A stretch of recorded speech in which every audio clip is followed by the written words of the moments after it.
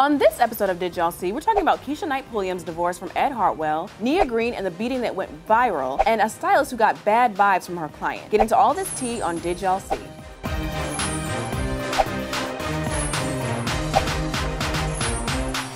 Welcome to another episode of Did Y'all See? Ladies, how are you feeling? So you may notice we have a new face here. This is our intern, Quindera. Say hello. Hello. Hi. She's also the one responsible for our snaps and our Instagram page. So welcome. Thank you. All right, so you ready? Okay. Y'all ready? All right. So did y'all see that Keisha Knight Pulliam, her marriage, which is just 8 months, to Ed Hartwell, is coming to an end. He filed for divorce.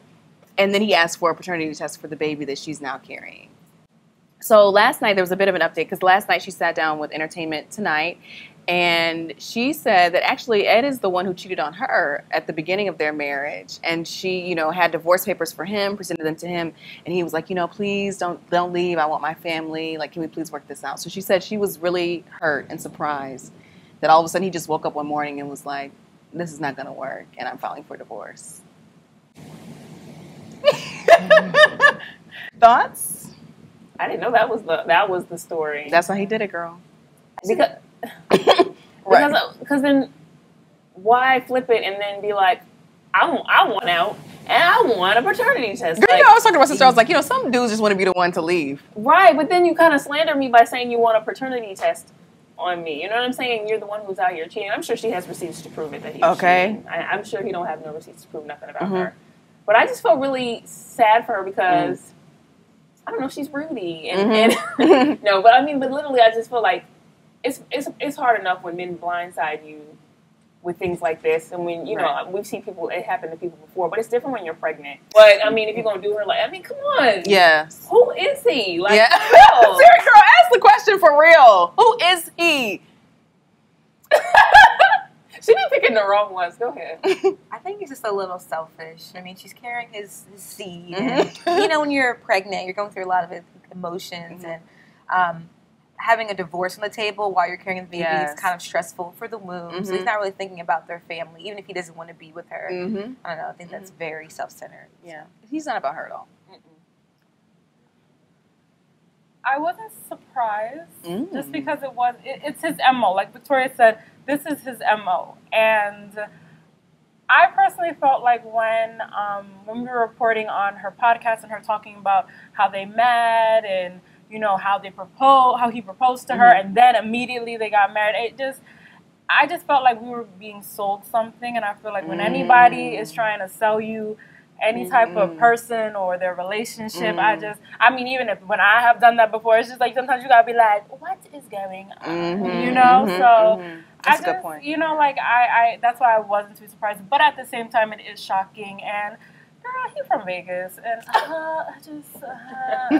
if you're from Vegas, you know. If you're from the 702, you know. I don't know what to say. It's just very sad, and I don't think I really felt it until I watched her interview and she was crying, and and they were like, and she was like, the reporter asked her, "Are you still in love with your husband?" And she was like, "I'm in love with who he pretended to be." And I'm like, Lord have mercy, Jesus. Okay, like people can wear a mask for a long time, and some relationships that when people get married quickly, it can work. You just never know. But I feel like with someone coming from a very similar situation with his ex, you kind of have to just let it simmer for a little bit, especially with these people who love to be on camera. Right. Maya Angelou's quote, when people show you who they are, believe them. And that's what she said. That's what she said. Yeah. She's like, the only mistake I made in this is that when he cheated on me, if someone cheats on you in the first months of your marriage, you need to run. Months? Yeah. He has no choice. So, y'all, for this week's Who'd You Rather, we're discussing people who are commenting heavily on the DNC this week. Van Jones and Mark Lamont Hill. So, let us know who you'd rather. I definitely am going to pick New Poppy, the capital of them all, Mark Lamont Hill. He's everything. Like, he already told me that I had a beautiful smile on Huffington Post Live. Like, we are connected. So, hi, Mark. Miss you. Stop. I agree with Lauren. Mark is just so sexy.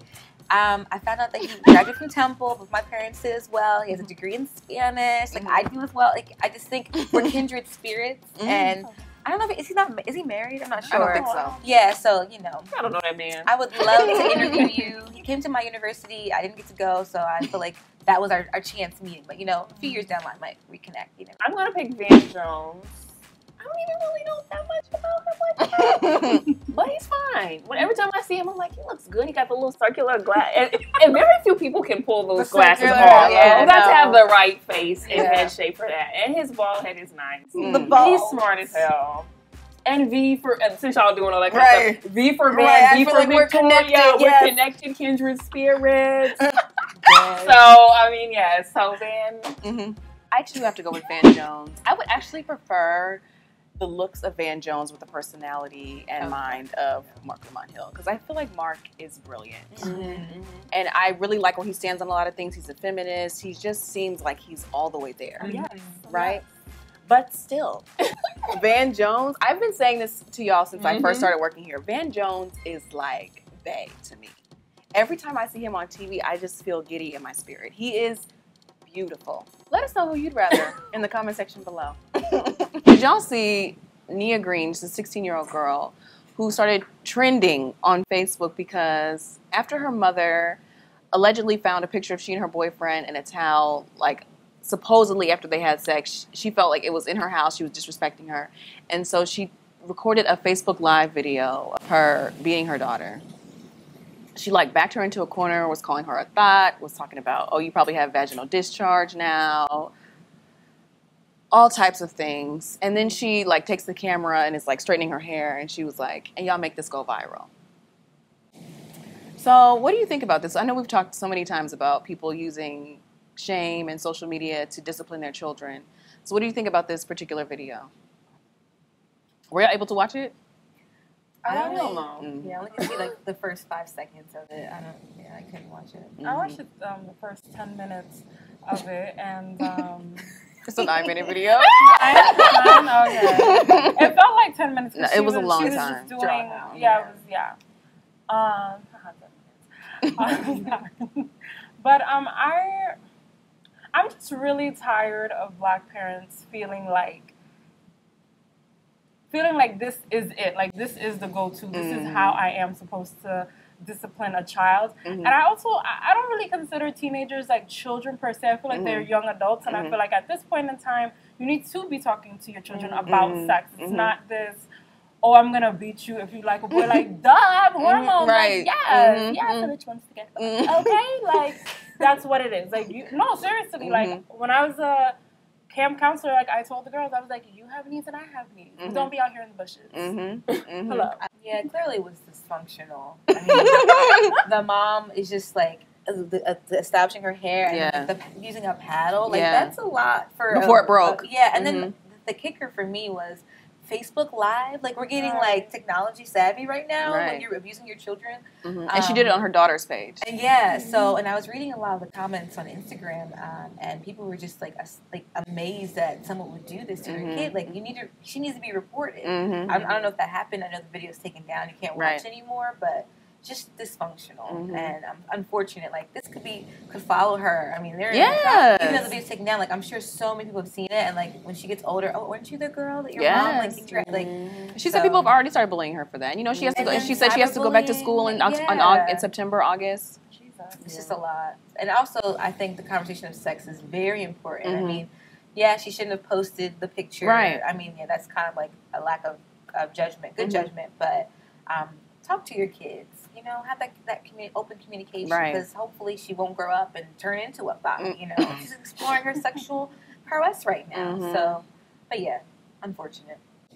Yeah, I think it's a complicated situation because I know old school parents, and and I think that maybe in her twisted mindset, she felt like, okay, so you went out here and you put this picture of yourself out here, like you disrespected yourself, maybe in my home, but you disrespected yourself. And you publicly expose yourself. So I'm going to publicly expose you in that same way, embarrassing you so you'll do better and learn better. So I think at the base of it, she probably didn't.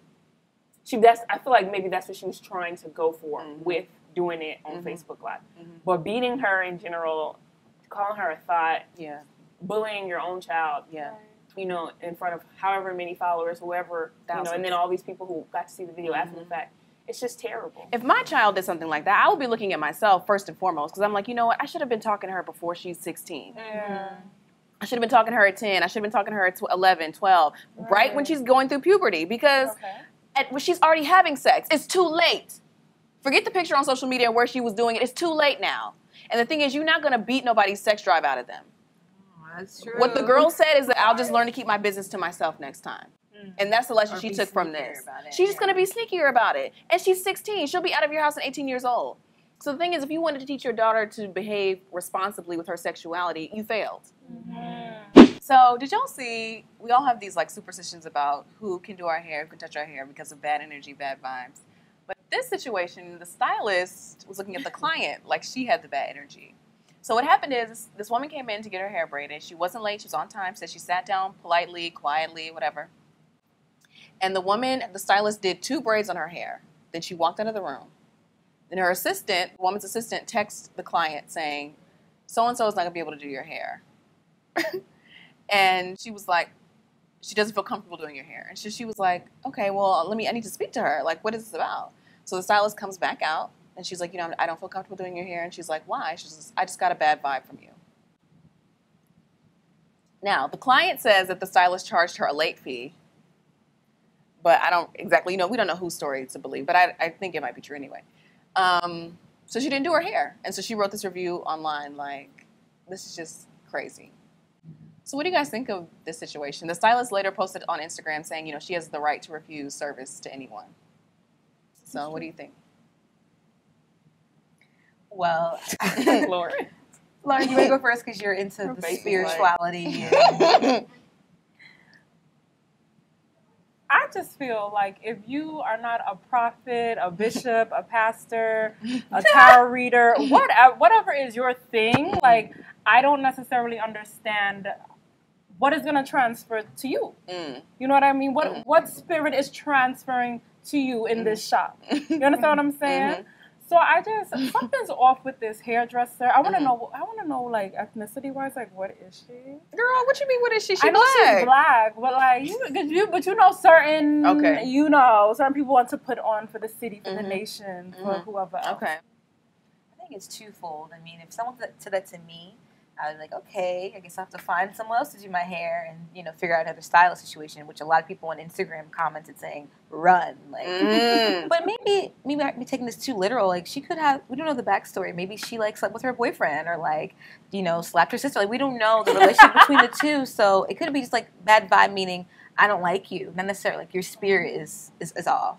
I don't know. But you're right. She's a stylist. She can say, I don't want to do your hair, but honey, it's money she's losing. So bottom line is important, you know. But. I just hate when people have conditions on things. Like, we agreed to do this appointment. Right. I came on time. Right. Maybe, true. you know, that should be claimed. You started my hair. Right. You started working on my hair, and now I cannot get my hair finished because I have a bad vibe. So you need to, and not only did you not just tell me that straight up, yes, you went and had your assistant come tell me like a little punk. And so stuff like that is just, you have the bad vibe.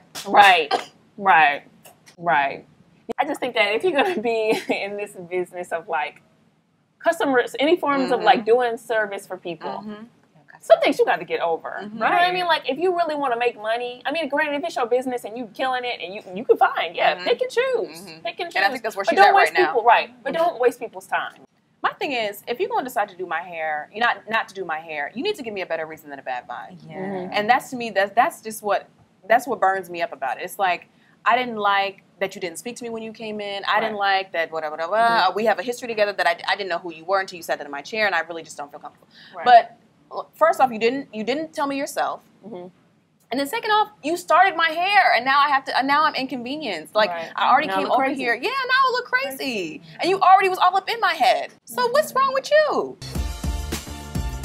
So for this week's we're shouting out 11-year-old Marley Diaz, because the 11-year-old, she actually collected 1,000 books. She made national news. She collected like 1,000 books that had black girls, like black people in general, as protagonists in books instead of white boys and their dogs, which she said she was very sick of reading about in school. Hello. And, you know, it's nice, you know, it's one thing to complain, but it's nice to see people actually be the change that they want to see, especially a young girl like this. So, you know, big ups to Marley. We're loving her story. If you want to learn more about Marley's story, we actually have her featured in an episode of Be the Boss Kids, which is on the site right now. You can check it out and check out some of our other episodes of that on the site. We see! That's it for this week's episode of Did Y'all See? Be sure to let us know what you thought about each of these topics in the comment section below. And as always, subscribe to our YouTube channel at youtube.com/MadameNoire. Hey y'all, thank you for watching and supporting us every single week. For more Did Y'all See, click here. For celebrity interviews, here. And for our comedic series Relationship Hacks, click here. And as always, be sure to subscribe.